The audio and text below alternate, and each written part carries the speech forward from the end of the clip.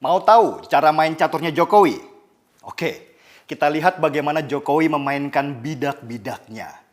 Tujuannya kali ini adalah menjadikan ekonomi Indonesia meroket dengan membangun super holding BUMN. Bidak-bidak Jokowi adalah para menterinya. Dan menarik melihat bagaimana Jokowi menempatkan para menterinya untuk mencapai tujuan. Menteri pertama yang dipasangnya adalah Mahfud MD, Menko Polhukam. Tugas Mahfud yang paling penting kali ini adalah menyusun undang-undang Omnibus Law. Omnibus Law ini adalah produk undang-undang yang nantinya akan menyeragamkan undang-undang investasi yang selama ini bertentangan. Sebagai contoh misalnya, di daerah A peraturan investasinya X, sedangkan di pusat peraturan investasinya Y, jadinya bertentangan.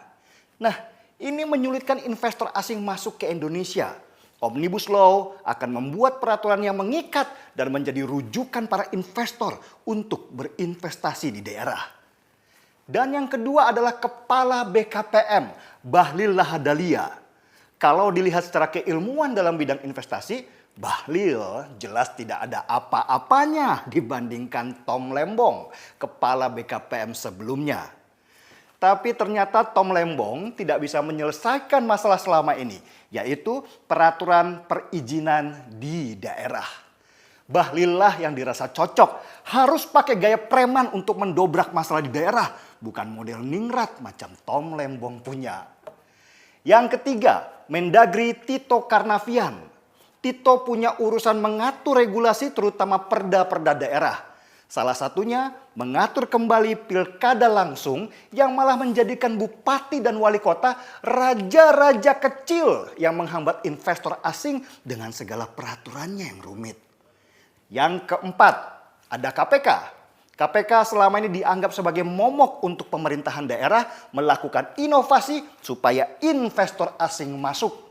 KPK baru nanti akan fokus membangun sistem pencegahan korupsi daripada hanya sibuk dengan OTT sebagai citra dirinya. Nah, sesudah masalah perizinan itu sudah dibangun panglima-panglima perangnya, Jokowi kemudian membangun kendaraan perangnya lewat konsep super holding BUMN. Super holding BUMN ini adalah perusahaan super yang nanti akan membawahi holding BUMN yang sudah ada. Rencana namanya adalah Indonesia Incorporation. Untuk apa super holding BUMN ini? Fungsinya sama dengan perusahaan investasi negara, Temasek Singapura, dan Khazanah Malaysia. Dengan menggabungkan aset seluruh BUMN dalam satu wadah perusahaan investasi, maka perusahaan super holding ini akan bisa membeli saham perusahaan-perusahaan multinasional. Dan ketika pemerintah sudah masuk dalam struktur manajemen, maka perusahaan akan diarahkan untuk investasi di Indonesia.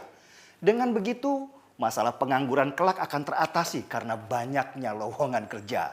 Ada pepatah yang mengatakan, kalau kamu tidak bisa memaksa mereka masuk ke tempatmu, maka beli mereka. Berapa sih sebenarnya total aset BUMN kita? Untuk melihat perbandingan dengan negara lain, kita lihat dulu perusahaan negara Khazanah Malaysia. Mereka mengelola aset BUMN mereka senilai total 500 triliun rupiah. Sedangkan Temasek Singapura yang sudah mendunia itu, nilai total asetnya 3.000 triliun rupiah. Dan Indonesia? Ini yang mengagumkan. Jumlah total aset BUMN di Indonesia kalau digabungkan semua menjadi satu, nilainya lebih dari 8.000 triliun rupiah.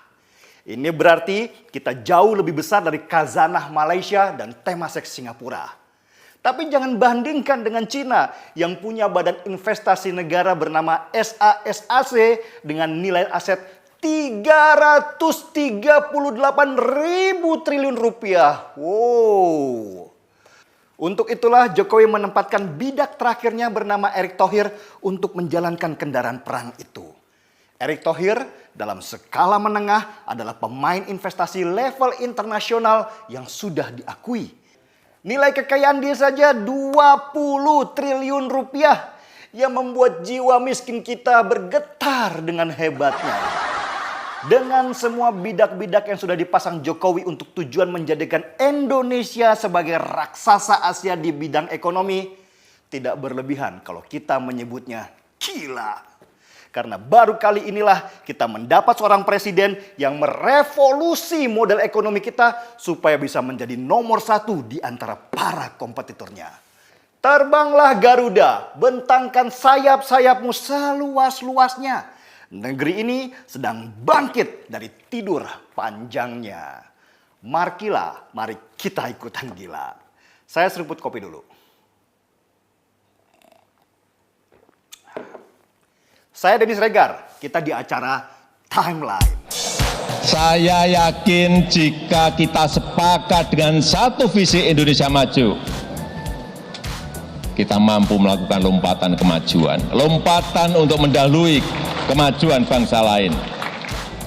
Sebagai kepala negara yang merangkap kepala pemerintahan, sebagai presiden dalam sistem presidensial yang dimandatkan oleh konstitusi, saya mengajak kita semuanya untuk optimis dan kerja keras.